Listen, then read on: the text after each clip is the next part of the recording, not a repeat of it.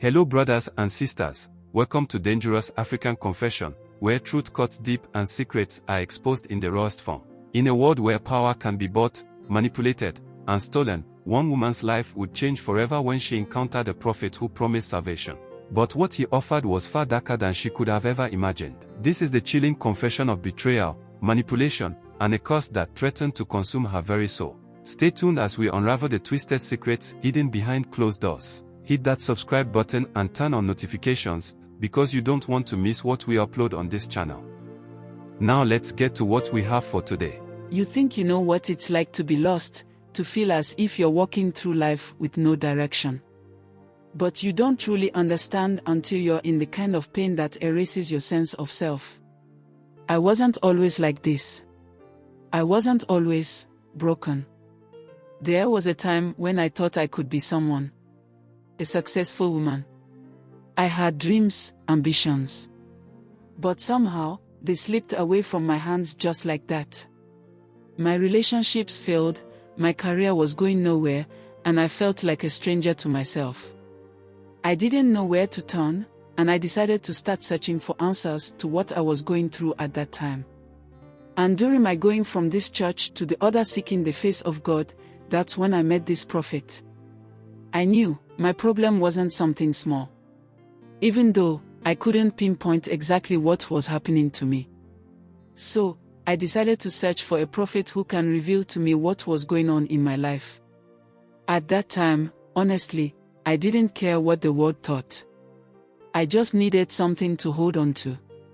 I needed some form of help in the spiritual aspect to clear anything in my way. My brother, my first meeting with the prophet wasn't just a typical spiritual consultation. I will say here that it was the beginning of something I couldn't fully understand at the time. After the initial sessions of advice and guidance, he started speaking to me about deeper, more mysterious things I couldn't have imagined. I will say that you needed to be there to see how he didn't ask about my problems at first. He simply began speaking, as though he knew my struggles without needing me to say a word. His words were comforting, but there was something that made me want to believe him even more. He was offering not just solutions, but a chance to feel seen, validated. You see, he spoke with such assurance, like he had already seen my future and knew what I needed to do. And when he looked at me, I felt safe. For the first time in so long, I felt like someone cared about me. At that moment, as a woman in pain, desperate for something to cling to, and the prophet's words offered an escape from my inner turmoil. He promised peace, fulfillment, guidance. After going there for some few times, he asked me to take his number so I can be calling him for directions and prayers. And to me, it was something more profound. I was happy because, for a leader of the church to just give me his contact, meant he was ready to assist me in my problems just like he had said in the beginning. I began to trust him completely. He revealed to me that my family's curse ran deeper than I had thought. That there were dark spirits, ancient forces from my bloodline, following me. They had been the cause of my misfortune.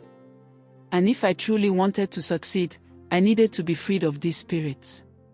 So, with this knowledge, I began to trust him in all the things he tells me to do and all the revelations he ever gave me. To be honest, I believed every word that came from him, thinking this was the path to salvation.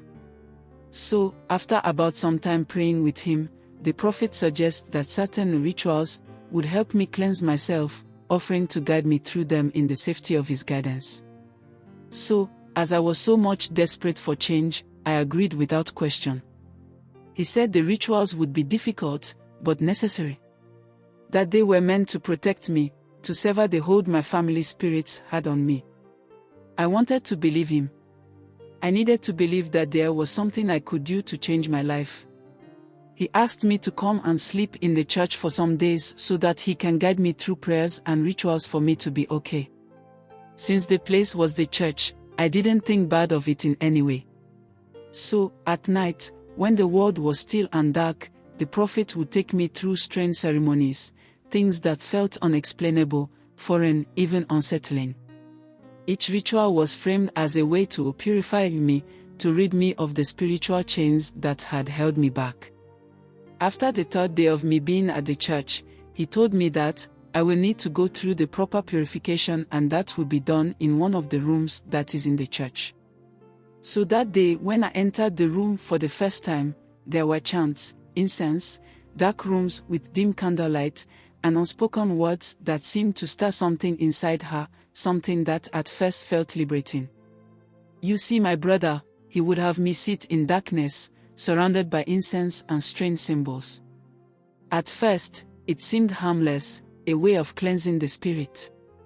But then the rituals grew more intense, more personal. He would chant in a language I didn't recognize, his voice deep and rhythmic. And with each chant, I felt something inside me shifting. I couldn't explain it, but it felt like something was being taken from me. I can tell you that, sometimes, the rituals would go on for hours, each night becoming progressively more invasive. The prophet would ask me to give myself over completely, to surrender to the purification process. He insisted it was the only way to break free from my family's curse. So, I remember telling him that I was suffering as a result of the rituals. And he said yes, he knows I will feel that way. But it was all for my own good. That the spirits needed to be banished, and that only through this suffering could I be truly free. And I believed him. How could I not? The man who had given me hope, who made me feel special, was now showing me a path to success. A path that, I thought, would finally free me from the darkness that had followed me for so long. But you see, as the rituals continued, I began to notice something strange. The more I gave into them, the less energy I had for anything else. I became tired, drained, unable to focus on anything outside of my sessions with the prophet. Gradually, my drive to succeed, to build a life for myself, began to fade. You see, during this period, our connection starts innocently enough, with spiritual guidance. But over time, it turns into something more, something dangerous. To tell you, something shifted in me. I found myself thinking about him long after I'd left his presence. I'd replay his words in my mind, I'd feel his touch as if it were still on my skin. It was strange. It was intoxicating. Not knowing what was really at play here, I told myself it was just my loneliness, my need for reassurance. But the truth is that, each time I saw him, something inside me grew stronger, something I couldn't control. His words weren't just comforting, they were like a balm to my broken heart. And soon, they weren't just words anymore. It was his presence that I craved. I began to seek him out, not for spiritual healing, but for something deeper. The thing is that, he became more attentive to my needs, how he seemed to notice my every little reaction. At times, it felt like he could read my mind, anticipate my desires before I even spoke them. This connection was like a fire, burning both gently and intensely. He would touch my arm, just a brief brush, and I would feel an electricity that sent shivers through my body.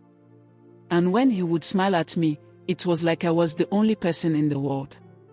I thought he felt the same way. I honestly don't remember the exact moment it happened. There wasn't some grand gesture, no confession of love. It just happened. One evening, after a session, he touched me, held me a little longer than usual. And I let him. I wanted him to. It felt like a dream. The connection between us felt spiritual, even transcendent. But as we spent more time together, the nature of our relationship became more blurred. It was never just about the body. He made me feel like I was part of something greater, something sacred. But somewhere along the way, that sacredness turned into possession. He would call me his, say that I was chosen by him. I wanted to believe him. I wanted to believe that this was love. As the affair continues, I began to notice subtle manipulations, his comments about my need for him, his control over my decisions, his possessiveness over my emotions. It isn't love anymore, it's something darker. You see, I started to feel like I didn't have a choice. He would remind me of how lost I had been before I met him, how lucky I was that he had saved me. And the more he told me that, the more I felt like I couldn't live. I had become dependent. Not just on his love, but on his approval. I felt like I was nothing without him. I started to question myself more, whether it was my fault for allowing it to happen, whether I had become just another woman under his control. But still, I couldn't walk away. It was like something far higher was controlling the way I behave and think around him. Even after our affair had started, he still was giving me directions and rituals to do. And what was happening was that, after every ritual, I couldn't focus anymore. I woke up every day with a deep, gnawing exhaustion, as if my body was constantly fighting against something. I had no will to do anything, not walk, not talk to friends, not even take care of myself. It felt like I was stuck in a fog, and I couldn't see a way out. My days became a blur. I found myself avoiding phone calls, procrastinating work, and even avoiding people I used to care about. Every time I tried to push myself to succeed, I felt an overwhelming wave of resistance, like something was actively preventing me from moving forward. I would sit at my desk and stare at the screen, unable to focus. I would think about my job, but it felt like I was trying to move through quicksand. No matter how hard I tried to push forward, I couldn't. And the worst part, I didn't even care anymore. I didn't have the energy to fight it. But anytime I would tell him about what I was feeling, he would encourage me to keep going, reassuring me that it was normal, that the rituals were working, but that it would take time. So, during one of these ritual sessions, I realized something wasn't right. I had become a shell of the person I once was. My will to live, to thrive, had been stolen from me, slowly and methodically, all under the guise of cleansing my spirit. I felt numb, detached, as if I was watching my life slip away without ever truly living it. Seriously, I didn't know when it happened exactly. When I became someone who just existed. But I knew something was wrong. The prophet had promised me success, freedom, joy. But all I felt was emptiness. So after some time, I started to question the prophet's true intentions. The more I tried to regain control of my life, the more I realized that the cleansing rituals were just another form of control. Honestly, I was not being freed from anything. The rituals were never about cleansing me. They were about breaking me. Every time I left one of those sessions, I felt like I was losing a little more of myself. The spirit I once had, the drive to live, to succeed, it was all gone. All for what? To be another pawn in his game. So, one evening when he had called me to come to his place and I didn't, he came to where I was living. And started questioning why I didn't come like he had asked me to. So, after him yelling at me, I told him that I know about his deeds towards me. How he has made me do those spiritual directions, just to control me. And I will let everybody know what he is all about. Honestly, I don't know what came over me. But looking back, I know it was something good that I did. I felt empowered in that moment, but it was short-lived. The prophet, enraged by my defiance, curses me in a fit of fury. He told me that he will make sure I never succeed. He will make sure I never feel whole again. And that I will always be empty. Nothing will ever come to me. And worse, he said I will carry a mark that will remind everyone of the curse he has placed on me. If this story gave you chills, make sure to hit that subscribe button and turn on the notification bell so you never miss a dangerous confession. Share this video with someone who needs to hear it. Remember, not everyone who claims to offer salvation has your best interest at heart. Always be cautious of who you trust with your heart, your soul, and your energy. The truth can be more dangerous than you think. Stay grounded, stay prayerful, and stay vigilant. I hope this message encourages you to be discerning in your journey in life. Stay alert and stay safe.